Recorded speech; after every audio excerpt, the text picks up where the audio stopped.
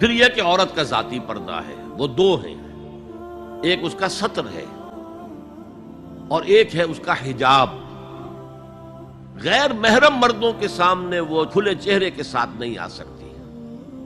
ہاں محرموں کے سامنے چہرہ کھلا ہو، ہاتھ کھلے ہوں، پیر کھلے ہوں، کوئی حرج نہیں ہے، لیکن پورا جسم کورڈ ہو صحیح طور سے، نہ لباس اتنا تنگ ہو کہ جسم کے نشیب و فراز ظاہر ہو رہے ہو، نہ اتنا باریک ہو کہ اندر سے جسم جھلک رہا ہو۔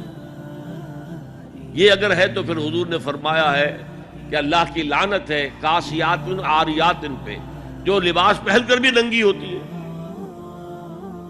اس اعتبار سے یہ ستر جو ہے وہ تو کور کرنا ضروری ہے۔ اس سے آگے صرف شوہر یا کوئی سرجن بوقت ضرورت مجبوری میں کہ عورت کوئی سرجن میں اویلیبل نہ ہو،